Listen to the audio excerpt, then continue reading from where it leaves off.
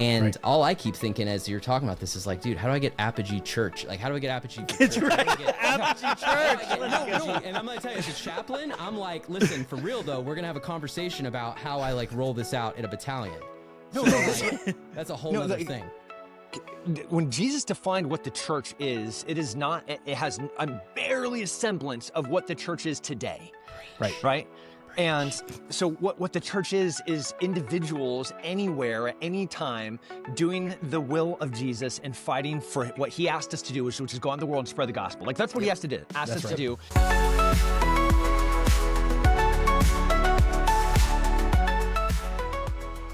Welcome to the I'm Telling God About This podcast. As I'm sure you know, much of our school system, much of the way that children are raised today and the environment that we find ourselves in is dark or broken. And we have exciting guests here for you today who have a solution for my kids, for your kids. So I have Matt Beaudreau and Tim Kennedy, co-founders of Apogee Strong, joining us today.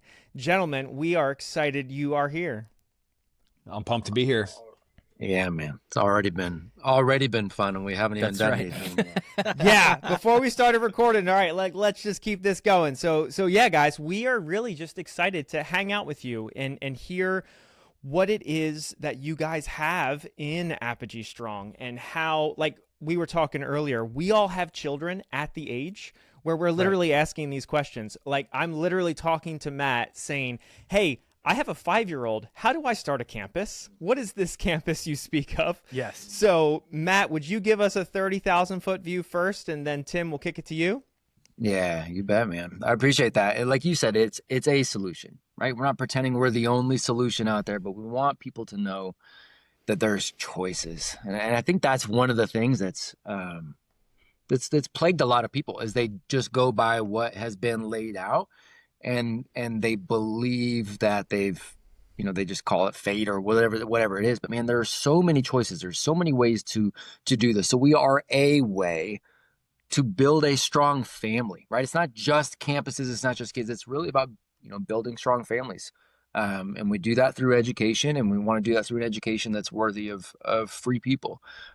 So it's our attempt at building, cultures inside of families where learning and discipline, responsibility, and all that isn't outsourced.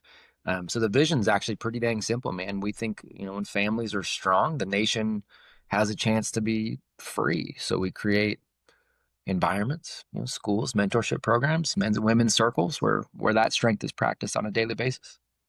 Amen. Like and Tim, you were literally just saying that there's this revival happening. We're seeing these families being strengthened. So what are you seeing through the lens of Apogee and where you are in this lens? Yeah, it's one, as contagious as fear is, so is courage. And when we look back to COVID, when it was really when Matt and I sat down together, there was this virus that was going around, both literally, figuratively, and metaphorically. But the most dangerous version of it was fear. People pulling their kids out of school, doing virtual things, forcing little kids to wear masks, and we all felt this palatable infringement on what it meant to be a sovereign, free family. And I think it was a wake-up call for a lot of people. And that was not the first domino to fall, but that was definitely a domino that began what I think now is this education revival and the pendulum swinging back towards understanding the importance of family. And so it's like to this, as contagious as fear is, so is courage. And we see all of these different families, heads of household, men taking the reins of their families again and recognizing that I actually have to lead. I actually have to be disciplined. I have to get up early and train. I have to grab my son and pull him out with me to train with me so he can see me struggle and see me fail. Yeah. And it's the way that it's always been up until about 50 years ago when I don't know what happened. We just started to mess it all up. Yeah. But that pendulum's back, and families are being saved, marriages are being saved, and and I'm more hopeful now for the future than I've ever been. And and Apogee plays a part of that because we're just subscribing to things that are tried and true. Dude, you couldn't have. I mean, that You know, it's funny. It's funny, Tim. This is like so many people are, you know, we talk about like, you know, the fruit of the poison tree, but like, you know, it's like, why is this happening now? How does this all happen? And, you know, it's like, you know, for those of us who grew up in, you know, in our late 40s, a lot of our demographic is, you know, young men, you know, move up into this age bracket. But like, if you grew up in this time, you kind of coming out of like more of a fundamentalist Christianity. So like there was like an openness to like, yeah, I kind of want to do my own thing, figure stuff out. But it's like, you know, 20 years in and we're kind of like seeing the fruit of like, hey, you know, maybe the way I was raised was not super great, or like education systems, like definitely not what it was. I don't remember seeing all of these crazy things. And then now, you know, you go through COVID and you realize like, oh no, it's actually that bad. And people are like, what are we supposed to do about this? And this is the problem, is they know that there's an issue, but they don't know what to do. And so that's one of the reasons, thank God, I'm glad, at least in America, we have a base somewhat of like, again, we're, you know, Christian podcast. So like from a faith perspective, or at least a nutritional values perspective of like, hey, let me go back over here and see what's going on. And there's discipleship and there's stuff like that for church. And as you brought up, you know, like, hey, I can get after my family. I can get after like, you know, my marriage and like my own personal walk. But it's the other stuff because the societal framework's gone. So like, what are we doing about like, what do I do with my kids? Like, I can't leave them in this school. I don't feel equipped to be a teacher. You know, that was my wife and I's problem. And yeah, it's crazy. Has that been what you guys have seen as well? Well, I know Matt's should definitely hop on that, but that sentence of "I am not equipped," I 100% rebuke that, because all the way back to the beginning of this nation, every one of those colonizers, every single one of those colonies, every single one of those founding fathers was not equipped. And go and look at the age of how old those men were. Yeah, 33. That's right. Yeah, Thomas Jefferson. Yep. And for them to step up and say, for sure, we are not equipped, but you are. You are perfectly equipped with the family that God gave you to lead and to give them everything that they need to go and be contributing members of society. Not a tax mule, not like just a consumer, but something laborer. Yeah, but something beautiful that was designed individually, intended for them. So like, you are perfect for it. Yeah, and I think it's been a very dangerous, I don't know, call it propaganda, call it no, it is a manipulation of society. But like, we as parents aren't equipped. No, we are perfectly equipped to do it. Well, and that's the thing when it comes down to is my children are in public school right now, which we're trying to transition out of that. We're working but like on it. One of the things that it's a struggle. One of the things that is so baffling to me is like these schools don't look at the relationship from me and the teachers as I am letting you in to my family to help raise and train my child. It's the other way around. I'm the one that's begging to go and say, hey, I want to have an influence on my child's education. And that's the thing. Like I wish there was like an alternative, right? What like town do you live in, like, Josh? What town do you live in? What I'm saying. Where do you live? What I'm saying is like there is an alternative. I'm saying that He lives in Cedar Park, Tim. He lives in Cedar Park. Yeah, I know. So I'm Leander ISD. Man. Yeah. So anyway, but like Well, it's one of those things. Bonkers. I know, man. Like, It's you would insane. think it's like, you know, outside suburbia, so it should be rural enough where it has some tradition. Nope, not Leander ISD. Like they are full send still to this day. Like, you go to the library and they have one of those reading days where like the person reading is whatever their pronouns are, and God bless them, they can still come into my into my church and I'll pray with them, but they're not going to be reading my children.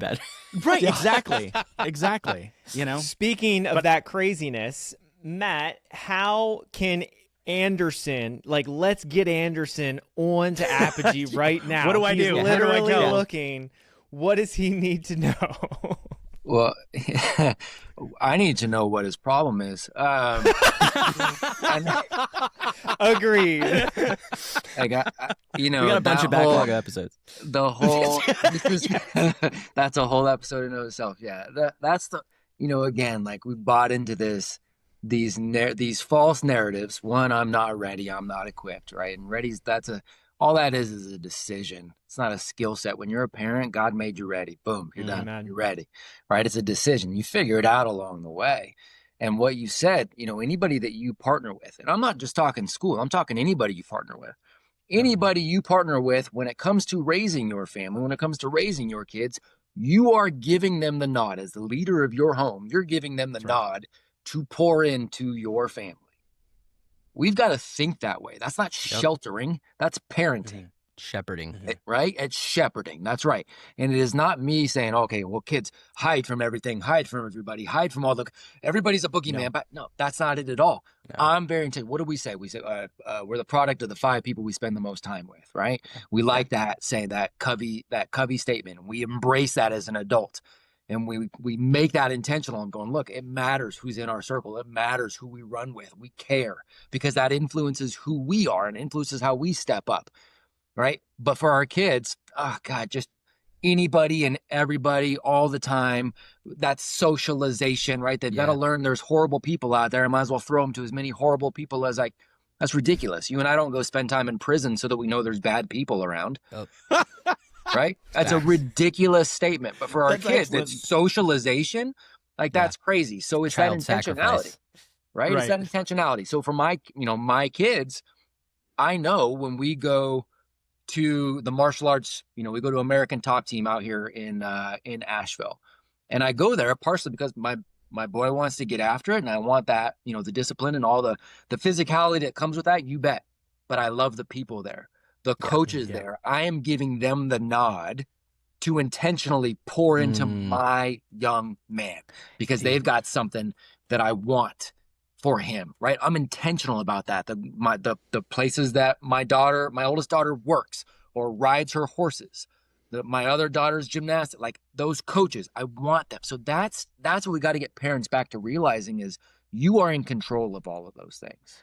That is so good. I saw, you see stuff on TikTok and Instagram and all this about people talking about, it's always funny because they compare high net worth individuals. They're like, oh, high net worth individuals, they pick all their kids' stuff. They do all those things. And I'm like, yeah, that's actually true. No, that's really just people who are disciplined and understand that actions have consequences. Mm-hmm. And that's something that we realized, this last year, a year ago, we pulled our kids out of school and started homeschooling them.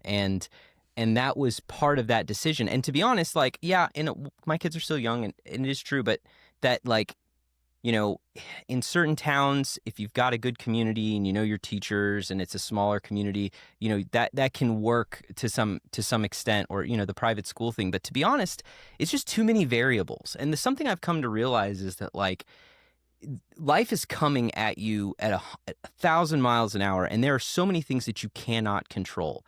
And that's my big, one of the big things in the military is listen, there's enough variables we can't control. We're going to control the ones we can. Mm-hmm. And this is something that with small children, I think it's just because of the way that we were raised. It's the best example, because I wish I could give people more credit for being deliberate in their thought process, but I think people are pretty simple. This is how I was raised. This is what we do with our kids. And that's the problem, because they're missing out that the opportunities that come with taking initiative is exactly things like you said, the jiu-jitsu thing. We got our kids in. Same thing with I got them in, all 3 of them into Brazilian Jiu-Jitsu. Turns out the coaches are solid Christians. The other families and stuff that come around, I can't say enough about how big of a deal that was for me, because one, it's this is a really hard thing that kids are being exposed to, and to know that the people who were engaged with that had that deep centered sense of being and shared that and could explain that at a deep level, that's what I think that's what appeals to me about Apogee and the notion as well. Is there's just, I don't think people understand how much freedom and fulfillment and a level of depth in development in their kids, even to something like jiu-jitsu or something else, when it's done with intention, when you get to select and you're looking at the community you're building it around and those shared values, it's way bigger benefits than the fear from my perspective, and the anxiety that come with it. Well said. Tim, have you seen, so how does Apogee, because so many of our listeners, we've realized this, the I'm Telling God About This podcast is really showing people how there are these communities of like-minded, integrous, and honorable individuals, men leading their families.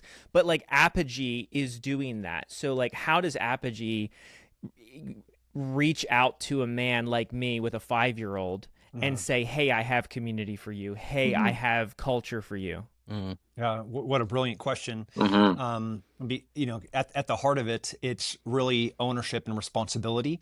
And it's been difficult. Like, we'll just call a spade a spade. The Christian stereotype for maybe the past 50 to 60 years is one of passivity. It's turning the other cheek. I mean, even politically, it's been named the silent majority, where people would just literally stand back and watch everything happen and allow it to happen. It's been infuriating for us, but the fire's caught. Those ambers have been under for too long, and now the fire has started to come above surface. Right. And we cannot and have never been able to do everything individually. It takes a village, it takes a community, and I need responsible people like Matt that I can trust on, that I can depend in, that I can lean into, that I can ask questions, that I can get support from when I'm struggling and I don't know the answers, and I don't know all the answers, and I fail all the time. I have this great, beautiful, God-centered group of men that I can go to and be like, what am I supposed to do? That fell apart for 60 years. Now those communities are being built again, and Apogee is not just an ecosystem, not just an education system, but it is an approach to the way that the church was originally designed, right?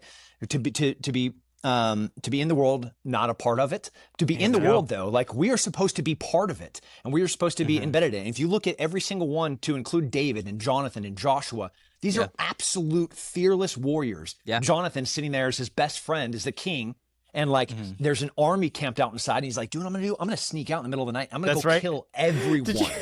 Not some of them. I'm going to kill them all. Let's go. Did you hear? Yeah. On this note, sorry, I just heard this. This is Mark Driscoll had this great bit in his sermon that I just thought was so good. He was like, dude, this is David. He was like, he's sitting here and he's like, I want to marry this woman. And so I was like, listen, you can have my daughter. He's like, but if you want to marry her, it's going to cost you 1,000 Philistine foreskins. And David goes, I can afford that. Like I can deliver. Like, that was a reasonable thing. Oh, man. We're getting back to that, though. That's what I'm talking about. Yeah. I'm planting my sword. I'm putting on my armor. Not just the armor of not just the armor of God, which is also, but also literally the literal armor. Right. And saying, like, no more, not for me, not for my family, not for my church, not for my school, not for one more thing am I going to give one more inch of ground. Yeah. Because it's time for us to stand up for what we believe in and fight for the values that are important to us and to our communities and to our families. Let's go. That's right.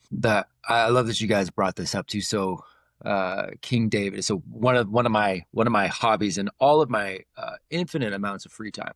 One of the hobbies I have over the last handful of years is I've been doing my best to dive into, like Dead Sea Scrolls and trying to translate directly from Hebrew and to really gain context and take a look at the Masoretic text and go in. And so I'm still really, really, really bad at it, right? But every once in a while, I'll grasp onto something. I'm like, ooh, okay, that's something I never caught before.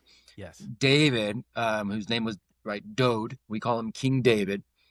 One of the things that I caught on with him that I really love, and it speaks to what Tim was just talking about right there, and what you guys were just talking about right there, is God made it very, very clear. There's two different things going on here. There's this word tob, which means good, like essentially the way the world sees somebody as good, like, oh, that's a good guy, that's a good person. And God's like, hey, David, you're not that, right? And he's like, you're kind of an idiot. You're not that. You've made a lot of bad mistakes. And whoa, hey, but there's this other word, and it's called sadak. And sadak means you're righteous, not self-righteous, but you're righteous because you're right with me. And man, if you're going to be one or the other, I need you to be that. Yeah. Right? You're going to make mistakes, but I need you to be that. If you can be that, man, I've got your back. And that, again, man, for me, not looking back at all the knucklehead things I've done, and there's less and less of them that I do every year, but they're still there. And to know it's like, okay, I'm doing my best to be good too, but man, just making sure I'm right with him and he's got my back, and that matters, man. We need to get back to those kinds of conversations. Yeah. I So couldn't tell agree us about more. Matt. Tell us about give us what's your favorite aspect of Apogee? Like in what context do you think it's making the most impact that you're seeing? I want to hear this question. Yeah, dude. So do We I. talk about this for hours. Yeah, well, so do I. What is my favorite aspect of it? I don't know that I'd like to give you here's a cool podcast answer. I can't give you a cool podcast answer. No, that's cool. But I Marriage can't transformation. right? I mean, Yeah. dude, I have men. Last night we had a call with one specific group that we have. These guys that are in their second year of the virtual component, and I've got a guy who's, crying on the call because he's like, my wife finally, she said, oh my gosh, I finally get it. I finally get what you've been doing as you've been diving in this whole time. I see it. I see how it all comes together. And oh my gosh, this is everything. And this is, our marriage has never been better. We have those conversations on a weekly basis, right? So how is that not an amazing thing? Oh, and then by the way, I'll have a mom who is reaching out going, are you kidding? This changed our entire life because my son now goes to this campus and he gets up every day and he's like, I can't wait to get there. When I pick him up, he's like, thank you for sending me here. The only thing that makes me sad is that, I got to come home. You're a great mom, but still I want to get back there every day. So like, how do you pick? Yeah. Right? Like, how do you pick on that? That's it. Yeah. We're not perfect. Nothing we do is perfect. If any group, organization, anything says, oh, we're perfect, we're the panacea or whatever, that's called a cult. Run away. Run away fast. Yeah. Right? We're not that. But man, like that's, I'd be lying if that every day we get something like that from somebody in our ecosystem. Like, come on, I can't pick a favorite. No, yeah, that makes sense. I guess what I'm interested in is like the aspects of, because like you said, you've got groups, right? You've got you've got like the school orientation type stuff. Like what elements of that are like help us walk through. So somebody here who's never heard, who never has been on the website, who doesn't have a concept, like break that down on, like for the person on who's listening here who has like absolutely no concept of what it is like you're doing and what the shared thread is between these things. Yeah. Okay. Yeah. That's a good question. I talk about it like there's different fingers on one giant hand grasping strong families and freedom. Right. And so you've got the campuses aspect. So full and part-time micro schools or homeschool co-ops, kids learning how to think, how to build, how to lead. For those that don't live near a campus or don't want to go to a campus, you got the homeschool program that we have, coaches inside, again, same ethos, same type of projects, same type of thing. But again, coaches around there, coaches for the parents, as well as coaches for bringing all the kids together and having the kids stay on task, right? So it's the same thing, connecting those families virtually. And then you've got the mentorship programs for moms, dads, and you have our teens as well. Huge. And so that's got every single bit of it. This through line is we give a roadmap. We've got shared values and we give a roadmap. So on campuses, here's a roadmap. Here are all these things. We've got our values as the foundation. And that's who the tribe is. And then you've got a roadmap, a buffet of things to go forward and struggle through so that you can grow. Yeah. Like that's it. It's what do you want to know? What do you need to know? When do you need to know it by? When do you want to know it by? We're going to put all of that around you with a support system and go get it. So everybody's on their individual journey and we're doing it together, right? Just like in a household. Age appropriate activities it's the same thing. At specific age appropriate times, activities. All that. Yeah. Yep. It's exactly it. To grow at your pace. Right. Right. Cool. It's that. And then we do the same thing for moms, for dads. It is literally like the mentorship programs are 12 months minimum.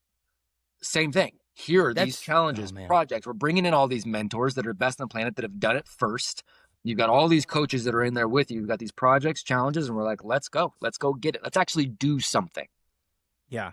One of the things that I thought was really cool, some of the stories that I heard about, how some of these kids are learning entrepreneurial practices, or they have an interest in something. And instead of saying, oh, whoa, we're not learning that this semester, you're like, let's get after it. Let's go. If you're passionate about it, let's learn about it. And then we'll bring in the people that, you know, can actually help you with it. What are some of the things that the stories that from the kids that you've heard, or some of the changes in the kids' lives as their eyes light up, like, I could do this? Or, you know, like, what are some of the positive things that you guys have seen from this? I mean, I got stories for days, so I don't know what I mean, I'll let Tim. You ask a question like that, and I have 1,000 examples from, you know, a young man that's never done jiu-jitsu. He moves into the physical campus, starts putting discipline into his life. He's journaling, he's exercising, he's eating right, he's reading books on leadership. So his life is already transforming. And then whatever he focuses that single modality, that intentional discipline towards, he's going to be successful at. Some of it's entrepreneurial. You know, we do a session where each of our young learners launches a business. They pick a product. Awesome. They bring it to market. They figure out the expense. Some of them are taking a loan from their parent, which has to be on their sheet. And they calculate how much it's going to cost, how they're going to do marketing, where they're going to sell it. And then you have some that go all in, and their parents, as they should be, are intimately involved in this process. They're not doing it for them, but they're there to help them through it. And they launch products that are successful businesses. And that's awesome. It's like businesses that you would be jealous of. Yeah. And you know, like Anderson, the fact that you live here and haven't, like, one of our business fairs. Shame. I'm trying to get him to come to jiu-jitsu, Tim. I started going to jiu-jitsu. I'm trying to get him to go to jiu-jitsu. And I'm like, dude, his school's right there. Just go to an open mat. Yeah. How I'm gonna hard get is your it? phone number. We're going to do it. We're going to make it happen. I just want a picture of him getting smashed as a white belt. That's what I need for the thumbnail of this video. Oh my gosh. Anyways, Matt, this I'm sorry. is I apologize. a life-altering podcast for me, guys. I just want to let you know. By force. No, it's great. No, it's awesome. I think one of the things that I think that is so limiting in the system that we have today with education is it prevents kids from actually having the permission to do great things. Yes. Because there's such a feeling that's like really pressed into us, like, oh, I couldn't do that. That takes this. I have to go to college for that, or I have to learn to do that. I mean, I think one of the things I really appreciate about Charlie Kirk is he never went to college, and he was one of the most well-read guys on economics, on history, on politics, and even in Christianity. Like, I went to college for Christian apologetics and how to actually have these arguments and make these. And this guy just read a couple of books and, you know, was actually doing more for the kingdom of God, you know, than I did going to, you know, to college. And I'm like, man, this is great. We need to be taking the stand. We need to be taking the stand, taking it back, you know? So, I mean, I think that's awesome that kids are getting given the permission through Apogee to say, go, not just permission, but hey, let's put some consequential stuff on it. We're not going to go and say, oh, it's okay, you tried, and you know, it's okay to fail. No, like, do something and make something out of yourself, and make it successful. We'll put you with people that can help you make it successful. And it's not just unlocking that for the kids, it's unlocking it for the parents too, right? Yeah, it's not just the, hey kids, you can do this sort of thing. It's like, well, now this is the roadmap that's in front of you. So let's see, get after. And hey, parents, by the way, this is how you're going to be able to support at home, right? You're not supporting at home by extending this school day where we are beating them down and then go home and say, hey, you're now the gatekeeper and you make sure they're on their homework doing exactly what we say.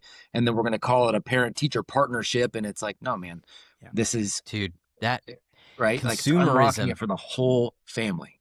You know, I think that's the biggest barrier to this. Like, from what I'm hearing, to be honest, and like even... And I see that with homeschooling, because we talk to people all the time and they're like, dude, how do you do this? And I'm like, dude, we were nervous about it too. You know, my wife's not an uncommon person. She's an electrical engineer, and she was super nervous about taking on, you know, homeschooling and it being at home. But the reality is the real barrier for most people is consumerism, man. And I'm so glad to hear that you guys are like, that tells me that this is a serious, like, well thought out concept and roadmap, because the family is a complex system and you can't just address like you can't just ship your children off somewhere and get that back. Like, hey, give us your kids and they'll come back godly Christian people. Hey, the Christian private school industry has been doing that for a little while and it's not working out too great. Like, no, it's the families, man, and it's parents, and it is, man. It's ownership. It's engagement. They need development. They need to understand that there's a deficit, and it's a humility, right? So that's super encouraging, and I'm so glad to hear that. That's I hope people hear that. We got to make it normal for everybody. You know, I always try to frame it in the context of something that I say to parents quite a bit is you make normal what you make normal. And that seems like a silly statement, but I'm going to go out on a limb and go, and this is an example I use quite a bit, but I'm going to go out on a limb and say, okay, you gentlemen, I'm going to say your kids probably speak English. Am I right? Okay. Why did they speak English? Because this is not a trick question. English at home. because you guys speak English. Yes, it's not a trick question. Exactly. Do your kids speak Chinese? Yes. No. Josh, I speak Chinese. That's why. Okay, cool. So now it's he's a missionary kid. That's what's wrong with Anderson and what's wrong with Josh? Cool. I didn't mean to torpedo that. Go ahead, Matt. You're totally right. I get you. But cool. Like that's great. So they do because you do it in they your hear home. me talk it. Yeah, and none of us do. Like none of our kids do because it's not done in our home, right? It's not a crazy concept, right? It's not a trick. It's obvious. It is what is done at home becomes the norm. Yeah. So this whole concept of freedom, of responsibility, of, that personal responsibility, like all of that we think is generational too. It's either taught and it's exemplified or it is forgotten. Dude. I mean, it's really that simple. So why would we say this to the kids all day and then send them home to parents who are living completely opposite? Because their kids are going to do what the parents do before they do what they say. So why are we going to set them up to have these conflicting things? I love that so much, Matt. And I've been hanging out with you for several months now. And I love hearing the component. And I want to double click on it again because it seems like there are so many benefits to Apogee. And one of the cool ones to double click on is like, this is whole family support and education. So like, I even think of like single moms. Like we have a reality in our world today where there are so many single moms moving through the world with young men and of course daughters as well that want them to be plugged into amazing environments where they can have that culture, that community, that support. Tim, do you see any of that reality in your 100+ campuses all over the country? Oh yeah. I'm going to correct a thing. Matt and I don't have a single campus. Well, we have our own, which is our homes. Yeah. So in just the perception and the reality is that, if Anderson goes and starts a campus, that is not my campus. That is his campus. That is his family. That is his micro school. And the whole entire thing is going to be built around the needs of those individuals that are going to be tending it. The coaches and the learners, it's going to be a beautiful combination of imperfections, and it's going to be perfectly suited for where they are at. And obviously something here in suburbs of Central Texas is going to be vastly different than one that's going to be in Miami. And they're going to be beautifully different, and it's going to be for a reason.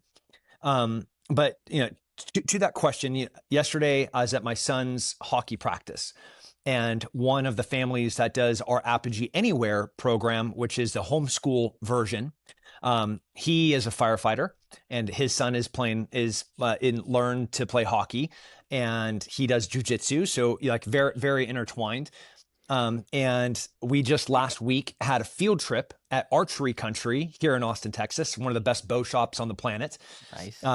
Owned by Evan and Joe Rogan and founded by Tyler, another local. So the kids were in there learning how to set up bows, how to shoot bows, placement of arrows on specific anatomy. That was the field trip last week. And some of the homeschoolers that were there, that desperately want community. They have it because they're getting to go on the field trips with the campuses. And then beautifully, we have a couple of families, and with just being careful about details. Sure. Yeah. There's been a it was a teenager, an older sibling that had died of a fentanyl overdose. Wow. And, the mom needing desperately for strong leaders in her life and in her children's lives moving forward. Like this community was, I mean, not needed. It was necessary Amen. for them to have not any hope, because, God can do anything. He can move mountains, but they needed this. And they found that community, and they found that leadership, and they found that companionship of people that would stand shoulder to shoulder and fight for them. Man, dude, I'm not going to lie. Go ahead, Hughes. No. Go ahead. Oh, I was going to say, we live in your story breaks my heart. My family, my wife and I experienced similar pain and suffering when we lost our first child, and how community is what a gift given by God for individuals in the pits of despair when those dark things happen. And I love that Apogee is not only solving amazing education and whole family support, but then equally community. Like, I want people to hear that, because we do live in a society that is community starved, that is support starved, that you come home, you turn on the TV, you eat your TV dinners, and you go to bed, you wake up and you do it all again the next day. This is vibrancy, fulfillment, life. Am I wrong, Matt? Is that what Apogee is like, opening up for someone? I mean, that's the goal, right? That's it. I mean, we all connect together on a daily basis from a virtual standpoint. And I'm so thankful for all, like, we're all in different areas, right? And getting to do this, it's so important. So we connect virtually every day. Yeah. But man, getting together on a physically, right? Like having that physical campus is supposed to be exactly what you said. It's that physical support. So it's not just, hey, can any of these Apogee guys call me at any time? Of course they can. You bet. But the ones that are right down the road, like, I can be there, and it's that kind of thing that we're putting back in there. See, this is like, so just so you guys have a little background on us. So part of the reason that we're all close together, so like, is when I went to seminary. So Josh and I were in the Navy together. We were both enlisted in the Navy together. And when I got called into ministry and moved, Josh and his family also did. And Nick and I went to undergrad together at Liberty way back in the day. So we all moved back to Lynchburg.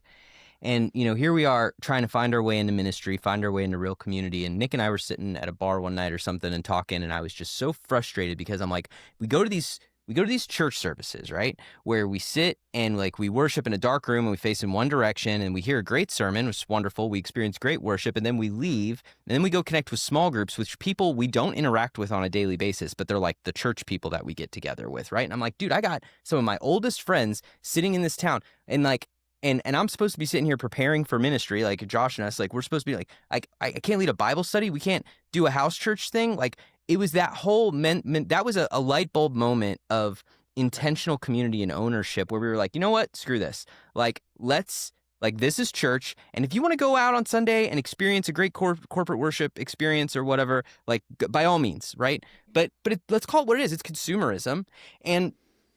And that was, man, it resonated with people who came in because they hadn't experienced what intentional community looks like. And what I appreciate about, and Tim, this is something that, I knew about you from just what I saw on the internet and stuff and people in the soft community. But like, when I heard about this is literally the thing that made me go, okay. And the Save Our Allies thing followed after, because Apogee was before Save Our Allies, wasn't it? Or what was your other company that? Right around the same time. Was it right around the same time? Yeah. So that really was like the nail in the coffin before I was like, okay, I kind of want to I need to pay a little more attention to this guy, because I like that said something to me about like who you were as a person. And Matt, obviously I'm knowing you now for through Tim, but like that notion of like intentional community and ownership. It's like, what would I do? Because people talk about that. What would I do if I had resources and I had the means to pull something together? I would grab my people and I would make sure that we had that we could do this thing together and have a mutually supportive thing. And that's what as a pastor, I'm like, dude, that's like what God calls us to do. And all I keep thinking as you're talking about this is like, dude, how do I get Apogee Church? Like, how do I get Apogee for church? How do I get Apogee Church? How do I get Apogee? And I'm going to tell you, as a chaplain, I'm like, listen, for real though, we're going to have a conversation about how I like roll this out in a battalion. Like, that's a whole nother thing. When Jesus defined what the church is, it is not, it has barely a semblance of what the church is today. Right. And so what the church is individuals anywhere at any time doing the will of Jesus and fighting for what he asked us to do, which is go out in the world and spread the gospel. Like that's what he asked us to do. And then to treat neighbors how we want to be treated. It's pretty straightforward. That's it. And whatever happened where now the church are the brick and mortar buildings that has like cool lights and fogs and dedicated worship, like, and I get it, and like an emotional moment to make sure that the tithe is maximized, and it's all fine. Go on. You're speaking our language, Tim. Like, I don't know, man. Like, we're coming from the same cloth here. I don't know if you guys are Catholic, but if you make a Catholic joke, we're sold, man. You're on the podcast today. I'm just kidding. We love our Catholic brothers and sisters. Don't hate Tim Kennedy. I'm sorry. I don't want to try to get you in any hot water, or Matt for that matter. I love you guys. Yeah, we're the church. That's right. We're the church. Collective. That's what I'm talking about. And we have, again, there have been barricades that prevented us to get into education. There were barricades that said, hey, I'm not equipped to do this. There were barricades that said, do I have to start? Like, do I need to go get a lease to open my own church? No, you don't. You don't need to do anything. You literally just have to say, here we are gathered together with a shared purpose, which is... Love that. Well, and it's so infectious. The community, the aspect of the community is so infectious. It's like once you experience good community, and you like, especially within a Christian environment, good Christian community, our house church that we did for a couple of years while we were all doing our own thing, and came together and got to pour into each other's lives. When we moved away and we went into other businesses and we went into other churches, we're constantly searching for those deep conversations. I don't want to just check the box by going to church. I want to be challenged. I want to lean into God's word. I want to know how the community around me can be helped. I want to know that there's a bunch of different Muslim communities around that need Jesus. I want to know that there's other Jehovah's Witnesses traveling door to door and equip people to be able to talk to them and spread the gospel, and not just, I'm checking the box and going to church. I want a community, and it's infectious. You're always looking for it. And so it's so exciting to hear about, Apogee from the family aspect. It's part of the design, man. It's part of the DNA. It's part of the design. That community is baked into us. It has been forever, right? And there's this, one of the common sayings, right? Blood is thicker than water. And that's it's not the actual saying. The saying is the blood of the covenant is thicker than the water of the womb. That's the full context. So what it actually means is not, because we're blood related, then we're closer than everybody else. No, it means my chosen family, my chosen community. Those are the bonds that are going to be the strongest. Maybe that's somebody you're related to, maybe, and maybe not. It is that chosen community that is going to be the most tight knit. Right. That is just baked into us. But for some reason, we have been duped into believing we need permission from somebody to have that. It's simple. We need some system to give us permission for that. We've become these permission based when no, it's our God-given right. We need to go create it. It's baked into the DNA, man. Dude, that's so perfect. And, I was reminded of the passage as iron sharpens iron, and here I am, Lord, send me. And so so much of this, I am just hanging on the excitement of these things. So if I'm listening, and realistically, I'm one of these people who's like, sign me up, let's go. And I'm like, what do you guys want to say to someone who is literally saying, Apogee sounds amazing, where do I plug in? How do I lean in to get this community, this connection, this whole family education and support, this everything? Yeah. I mean, if you're wanting to jump in, there's multiple ways to do that, from the homeschool side to the to the men's and women's side, and all that's through apogeestrong.com. You can find a campus near you. Sometimes you're on a podcast with somebody who's got a campus right in your backyard, but you're still making excuses as to why you're not sending your kids, right? Sometimes. Looking at you, Anderson. Sometimes, right? We'll put a link in the description, and I'll be contacting you guys. Right? So, I mean, there's people getting involved that way. We've got our nonprofit, part of it where people are donating, where 100% of that goes to scholarships. There's a million ways to get involved. So it really depends on where are you as a family, what do you guys want, what do you guys need? But we're for the entire family. ApogeeStrong.com, man, we'll point you in the right direction. Even if that direction's not us. It probably is, but it's not, it's not. I mean, that's one of the things that I have really enjoyed. Both of you gentlemen are incredibly humble, which is why so much of this, I'm trying to ask these questions to give you guys some of these big ups, because I want people to realize from my vantage point how valuable I think Apogee is. How, if you are looking for a solution, this is most likely the solution. And really, in my years of existence, having little children, looking into these exact questions, I'm like, golly, I'm excited for what God is doing through you gentlemen in Apogee, and how he is ushering in like the growth you're seeing, the 100+ campuses. Matt was telling me how much more growth you're anticipating here in the near future. Gentlemen, how legitimately can we be praying for you, because we want to see God continue to move through your organization? Tim, you want to go first? Yeah, I mean, you could pray for Matt and I. I don't think it's any secret. I've been under like nonstop attack for the past 10 months. Matt and I on the Apogee side, and I'm not going to use the word competitor, but other people that want to see Apogee not succeed. Some are financially motivated, some are politically or ideologically motivated. They want to see Apogee not create the freedom and sovereignty that we want for individual families. So they are trying to suppress, they are trying to kill, they are trying to litigate their way into making sure that Apogee cannot succeed. So like we've been under nonstop attack since we started this thing day one. And, somebody by their work, and a tree by its fruit. And you can look at the families of what has happened in these schools and these campuses and these coaching and mentorship programs, and look at their lives and see the beautiful transformation that is by design. And then you can understand why Matt is under attack and why Apogee is. Yeah. So like, pray for us, because we need it. And then like spread the word that there are no barriers. You need no permission. Like when I think about who is the highest agency person in my life, who am I going to call when I need help? Like they're a person that does not need permission to do something. They're not going to ask, is it okay if I go kick in that door and go and help Tim?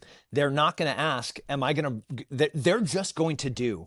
And we are at that phase now. I don't care if it was Charlie Kirk that pushed you over, if it was a young Ukrainian girl on a train, if it was, cities burning, watching Portland, which used to be a beautiful city, just fall into like the Sodom and Gomorrah place, whatever it was that finally made you recognize, wow, there's time for change. You need to pick up your torch. You need to, whenever you set your sword down and it's a little bit heavy to pick it back up, it's time to pick it back up. Yeah. Prayer, that's good. And then spread the word. Amen. Matt, what about you, Matt? Man, how can we pray for you, brother? I appreciate that so much, man. I obviously have to echo everything Tim just said, and prayer for the parents, man, all parents. Because there is this fear that we've been kind of culturally born into. One of my favorite sayings, Jodorowsky says, a bird born in a cage thinks flying is an illness. Right. And so many of us have been born into this parental cage we think there does have to be permission for everything, where everything is fear-based, right? There's a lot of fear-based parenting going on, and we're never going to get to the point that fear-based parenting may get us to the point where we're Tob and good by somebody else's standards, right? But it doesn't get us to Sadak where we're righteous and where we need to be. So prayer for all the parents, not just in the Apogee, ecosystem, but for Yeah, our that's- entire nation, man. Because that's really what the mission is. The sovereignty and freedom doesn't happen without families changing their own individual bloodline, and that's how we start to shift culture. So, just for parents everywhere. Yeah, form follows function, you know? Yes, sir. And I think that's the bottom line, right? Like when people decide that they want, you know, that they want freedom, you know, that they want to live the way that they were created to live, and they want life abundantly, then they'll start to recognize the constraints that are all around them, and they'll seek to restructure. And you know, about 200 and something years ago, a bunch of people figured that out and came over here and laid the groundwork. That's and right. you know, yeah, because that's what it takes, right? And so, you know, that's why we're here, man. We're so glad you guys joined us. And you know, the mission of this podcast, to be frank, is not everybody's been blessed. Like you said, the bird in the cage, right? Like not everybody has people around them. They don't get to be a part of conversations like this. They don't have people in their lives that have the backgrounds or the experiences to hear. And part of this is that's what this is. It's exposing people to a different way of thinking and maybe casting a vision for an alternative, alternative life by saying like, hey, this stuff around us that we see, it's crazy. Like that's not real, man. That's not how it needs to be. It's not how we were designed to be. So, man, what an awesome time. We really thank you guys for coming on with us. And hopefully we'll be able to get you guys back on some different topics as things come around. But until next time, thanks for joining us. Honored, you man. gentlemen. Thanks, guys.